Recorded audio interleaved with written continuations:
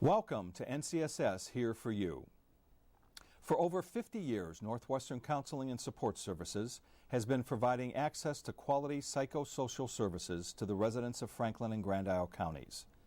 Over the years, as the needs of the community have changed, so too have the programs and services that we make available to assist children, adolescents, adults, families, and seniors.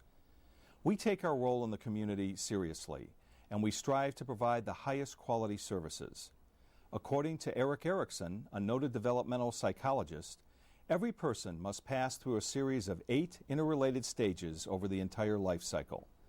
NCSS provides a continuum of services to meet the needs of individuals who at any point seek assistance. NCSS's purpose is creating a stronger community, one person at a time. Now, let's get to today's show. I'm Joe Halco, Director of Community Relations for Northwestern Counseling and Support Services, and welcome to another episode of NCSS Here for You. Each month on this program, we discuss a human services topic of interest, and we do that with staff from one of our 3 direct services divisions. Our 3 service divisions are Behavioral Health Services, Children, Youth, and Family Services, and Developmental Services. And on occasion, we have a member of our administrative staff discuss topics that affect all of our services. This month's episode is titled Community Rehabilitation and Treatment Services. The Community Rehabilitation and Treatment Program offers a range of services to individuals who experience severe and persistent mental illness. All individuals enrolled in the program have been determined to meet specific eligibility criteria determined by Department of Mental Health standards. The Community Rehabilitation and Treatment Program is welcoming to individuals who have both mental health and substance abuse concerns. Services are strength-based, recovery-oriented, client-centered, and provided in various community settings. To discuss the Community Rehabilitation and Treatment Services Program in greater detail, I'm pleased to introduce this month's guests. They are Samantha Sweet, who's Clinical Program Manager for the Behavioral Health Services Division, and Aaron Armstrong, Community Rehabilitation and Treatment Team Leader. I want to welcome both of you to the program today. Thanks. Now, to start with, can you start by telling us more about the Community Rehabilitation and Treatment Program, which I also want to clarify right away is also called the CRT Program? Yes, it is, and everybody knows it as the CRT Program. So, we serve about 211 clients in the CRT program, and all 211 clients have been diagnosed with a severe and persistent mental illness. And once they have been deemed eligible for the program, we usually assign them a caseworker, usually by looking at who would be the best match for that client. And then from there, the case manager and the person develop their goal and related to their mental illness. So that could be decreasing their depression or managing their symptoms so that they could look for part-time employment or working on skills so that they could get to that looking for part-time employment. In addition to case management, we also have employment specialists that help people find supportive jobs, look at possibly going back to school, get their GED, or take some college courses. We also have several skill-based groups that happen mostly Monday through Friday that help people with skill-based things. So that could be journaling or an art group we have, or an illness management and recovery group. We also have a therapeutic community residence that has 5 beds for people that need 24-hour staffing due to their mental illness. And then we also have a transitional living house that has 6 beds for adults that are homeless. They go there, they can live there for up to 2 years, learn the skills that they need to move out and live independently.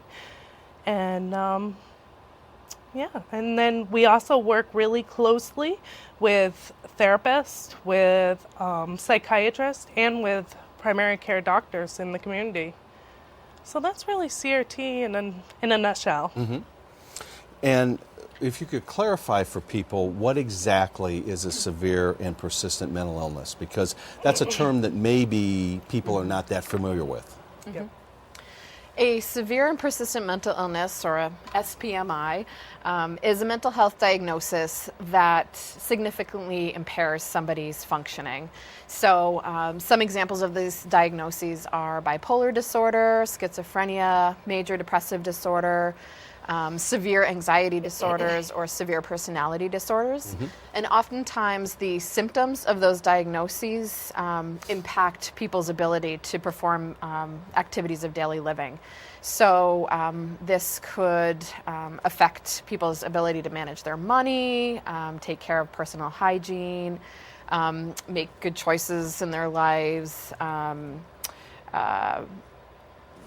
keep their house up, and sleep well, eat well, things like that. So those are kind of some examples of the most severe and persistent mental illness. And then, of course, mental illness in general, entails more than that. But those are the most severe, yeah. And how prevalent is severe and persistent mental illness from a prevalence standpoint? Well, according to the National Institute of Mental Health, about 5% of the population actually have a severe and persistent mental illness. They also report that about a third of the general population experience a mental illness at some point in their life. So not a severe and persistent mental illness, but just a mental illness. And there are about 55,000 people living in Franklin and Grand Isle County, which are the two counties that we serve.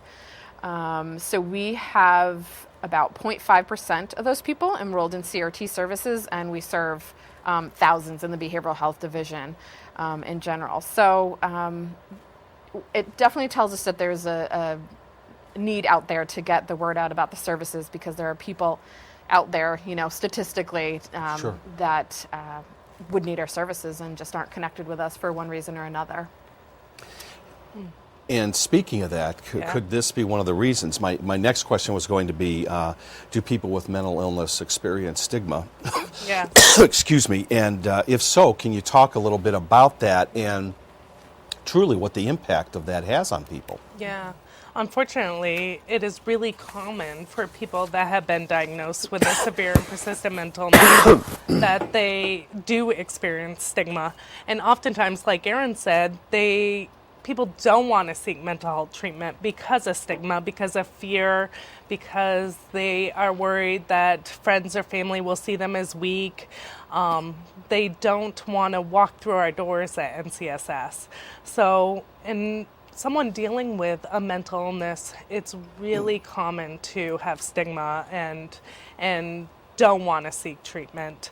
And oftentimes it's a lack of understanding from family or friends or colleagues that increase stigma. And the truth is, with mental illness, it's a serious medical condition, just like having a heart condition. And so it impacts all races, all classes, gender. There's no bias when it comes to mental illness. Yeah. And of the people who are enrolled in the program and have sought services, our case managers definitely report feeling like the people that they work with are I'm sorry. that's right, are treated differently, even at doctors' offices and at different places in the community, maybe not as taken as serious as others, or sometimes feel like their mental illness is sort of blamed, or things are attributed to their mental illness that may not necessarily be the case. And so oftentimes our case managers are very much advocates for them in the community as well.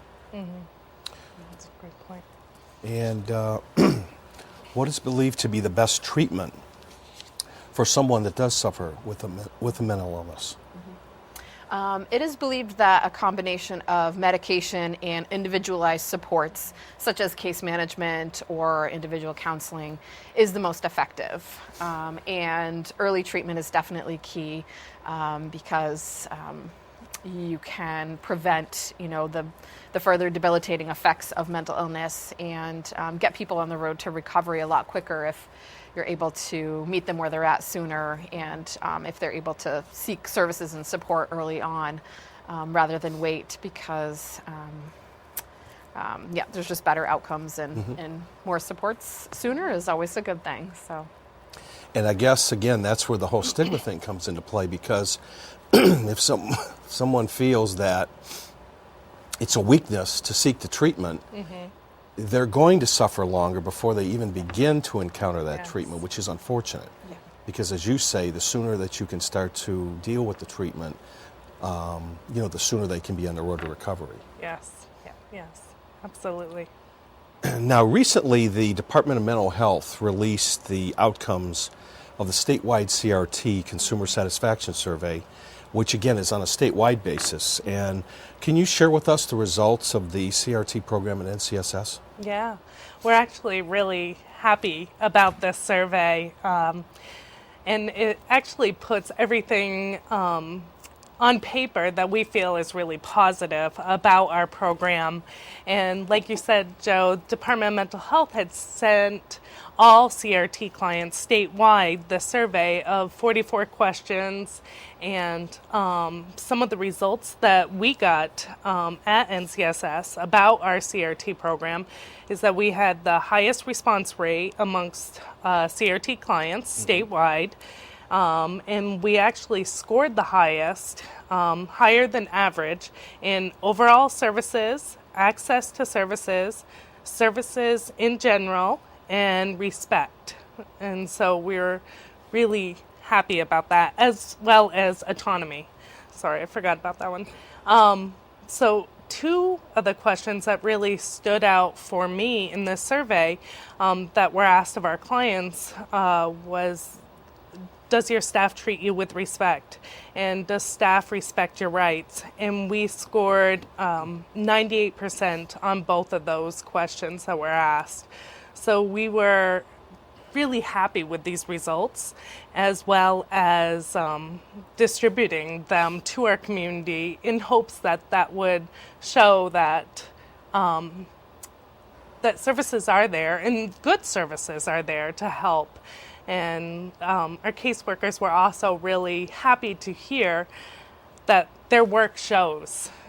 Their clients see the hard work that they put in, and the clients are kind of reaping the benefits of this. So, What I find fascinating about that 98% is, again, these are the clients that feel this way. And I would imagine that, again, somebody who is seeking the treatment that they are, it might be very easy for them to view the world so differently that even though you may be doing the right thing, they may not feel that they're being treated with respect. So I think that really speaks volumes for the work that the total team is doing. Yeah, it is, because we really are client directed. So the client develops their goal, and we're there to encourage them and advocate for them. But ultimately, it's their goal, it's their life. And so you're right, for them to say that we are respecting them with their wishes, with their goals, is huge. Now, are there any success stories that you can share with the audience? Yeah, absolutely. Yeah, we were talking earlier, there's actually a ton that come to our mind. One of the biggest things is that we have consistently for years had the lowest psychiatric hospitalization rate of our clients. We've gone several years, there's been throughout the years where we haven't had any hospitalizations. And I think that we have, because of the quality of the staff and the program that we have, and the work that we do, that we're really able to prevent people from being hospitalized and keep them in their homes and their community, even when they're not doing quite as well as they usually are. So that's a huge success. And on an individual level, we've had people come in that have been hospitalized repeatedly and start with the program, and just by putting in a few extra supports and checking in on them and really just showing them that we care, they are able to do the work that that it takes to stay out of the hospital. So to go from 3 or 4 hospitalizations a year to none a year is huge for some people. Huge, yeah. Yep. We've also had many individuals disenroll from our program, and because they're doing so much better, and they could kind of graduate into receiving just therapy. And so they don't need the extra support of case management or employment services. And we've also, we had someone that is working full time. And so we were able to disenroll them, and because they are working full time and no longer need case management, couldn't find the time to squeeze us in. So really that's a huge success from being so disabled that you needed CRT and now you're working full time. So we definitely celebrate those success stories at the beginning of we have a weekly meeting where we really celebrate those happy moments. So. And I would imagine you also celebrate successes of those that are still in the program, because everybody's an individual. They're all at varying levels and have certain needs that, individual needs. So to be able to engage them and to move forward, I'm sure is very invigorating for everyone who's involved. Absolutely, yeah.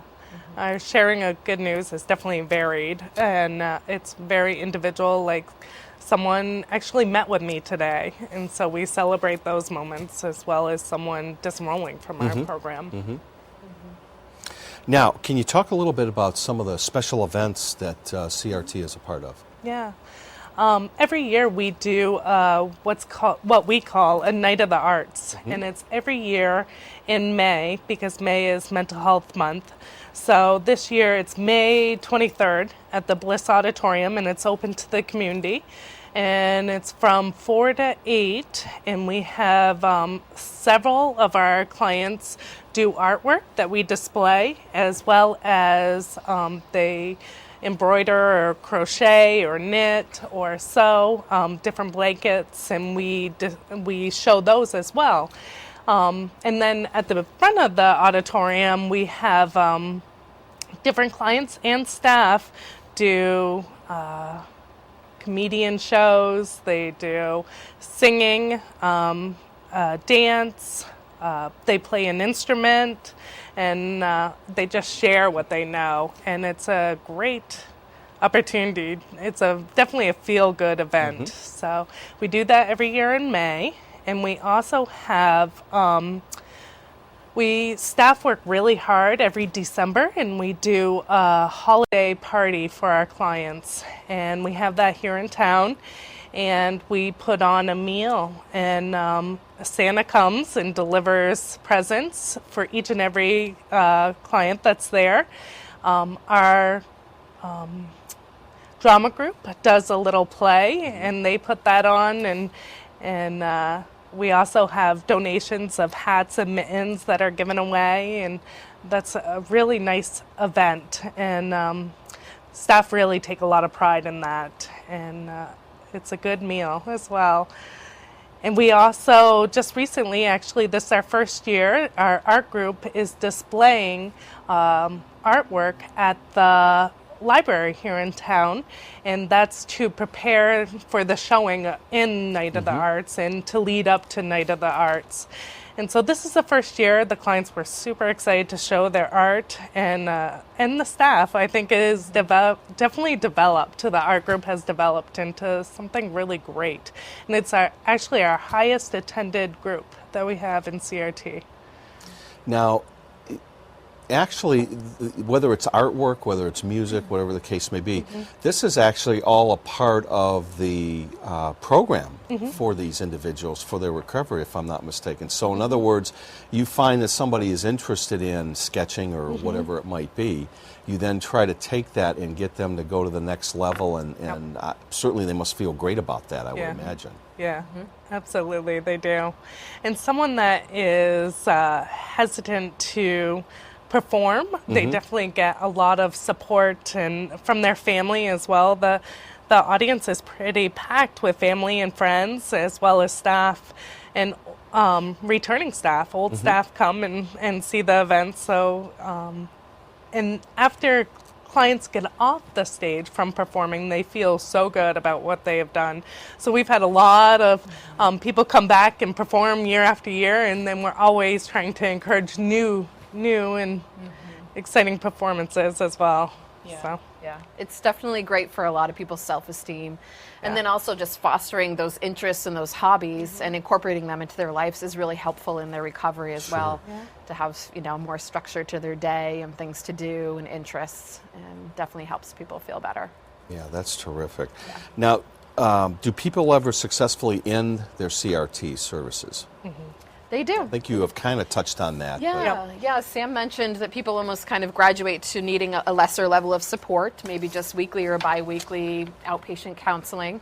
So that happens, a decent amount of our disenrolls are because people are doing well and they just don't need us anymore, which is great. And then, or other times, maybe people are doing well and they've got employment going and they've got their own natural social supports that again, we're not needed, and they're able to use their own natural support and skills that they've learned to keep themselves well. And then, sometimes people leave the area, move out of town, in which case we would make a referral to a different designated agency, another CRT program. If they're moving somewhere in Vermont, they would also have that option. Sure. Yeah. Now, how does someone make a referral to the CRT program?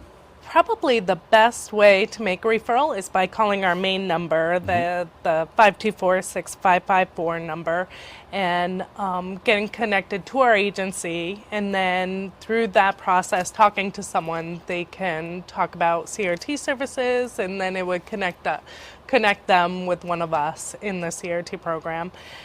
They can also go to our website at ncssinc.org and find out information as well. So we're definitely open to fielding any calls if they have questions. Now, you've mentioned on several occasions about case management and the importance of them and the role that they play in each of these individuals' lives. If you could just explain a little bit about the importance of what the case manager does day in and day out to help these individuals. Yeah. Well, case management, it really looks different for different people. So depending on what areas of support people need, case managers could help some people manage their money, budget their money, make healthy choices at the grocery store, talk about preparing meals and different meal options, or connecting to different resources in the community. So maybe they need to know where the food shelf is or the state building. Maybe they need help getting benefits, like in health insurance, or filling out paperwork, or finding stable housing. And so a case manager is really there to connect and for the person to anything that is really needed to stabilize that person, whether it's reminder calls to take your medication, or just have someone to talk to and to problem solve. Really, like Erin said, it's really individualized treatment. So it's really what is needed to stabilize this person in the community. And let's talk a little bit about employment as well, because I know, one of the challenges, I'm sure, from within the individual is they may really want to work and make a contribution. However, their concern is, how will an employer view me, that sort of thing. So if you could just explain a little bit about, number one, the great work that a lot of these individuals can offer an organization, and then number two, just trying to get through some of these barriers, and to get in front of an employer for a potential job. Yeah. We have, just like case management, our employment services is very individualized as well. So some of our clients really want hands-on, want to be with the employment specialist every step of the way, whether it's writing a resume and then doing a job interview, and through the whole process they want the employment specialist there. Other people want help with the resume and then don't want to be identified with a mental health employment specialist. So we really are, we can really go as far as the client wants us to. So the employment specialist can help with the resume and help find jobs that are in the community, help problem solve if there's a transportation issue to get to the job. Then let's brainstorm together how you can get there on an ongoing basis.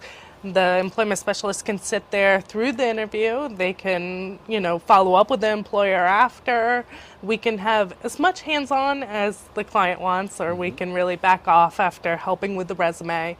We also, our employment specialists run a group every week where they identify some barriers to employment, and whether that's fear of identifying yourself as having a mental illness. They do mock interviews. They bring in registers and teach someone how to use a register. So it's really, we look at what is needed for this person to succeed, and that's really where we go from there. And ultimately, our hope is that they gain competitive, meaningful employment. So, they are applying for the same jobs that people who aren't involved with us are applying for, and that they're just as capable and just as qualified in many ways. So. And would most of these people, would they be interested more, say, in part-time jobs as opposed to full-time, or is that a misnomer? Does it depend again on the individual? Yeah, it's really individual, whatever the client wants. It could be that their fear of losing their benefits, so we do connect them to a benefits specialist, and someone may start out at part-time, and then their hours might slowly increase to full-time. So we pretty much do anything anyone is willing to do will help them to succeed. And, a lot of times in our community, because we do say, which we do, serve Franklin and Grand Isle counties, any words of wisdom to those in Grand Isle County? Because I know a lot of times people feel, because most of the facilities are in Franklin County and what have you, do we really provide the same services throughout, which we do. But, from your perspective, is there anything you'd like to share or say that can alleviate any anxiety along those lines as far as your programming? Yeah, we definitely do serve individuals in Grand Isle. We've had case managers that live in Grand Isle, and so they start their day there, they end their day there, or we have a case manager that has several clients in Grand Isle, and they kind of spend days there, spend their day there going and seeing everyone that they need to. So it definitely happens. There's a lot. Yeah, and we go to where people are at, so it's not like people have to figure out how they're going to get into St. Albans. So. Right. That's another misnomer. I know, as a lot of people think that if it's not in our buildings, which isn't true, most of the work actually is done in the community. And okay. Well, it's hard to believe, but our time is up already for this month, and I want to thank my special guests, Samantha Sweet and Aaron Armstrong, for being on the show today and sharing their insights on the Community Rehabilitation and Treatment Services program at NCSS. The vast services that are provided make a difference each day for individuals experiencing severe and persistent mental illness. I also want to thank you, the viewer, for spending time with us again this month. I'm Joe Halko, and I'll be back next month with another episode of NCSS Here for You. This has been another episode of NCSS Here for You. We hope that you found today's discussion informative and educational. For over 50 years, Northwestern Counseling and Support Services has been providing access to quality psychosocial services to the residents of Franklin and Grand Isle counties. Over the years, as the needs of the community have changed, so too have the programs and services that we make available to assist children, adolescents, adults, families, and seniors. Thanks once again for tuning in this month. NCSS's purpose remains creating a stronger community, one person at a time.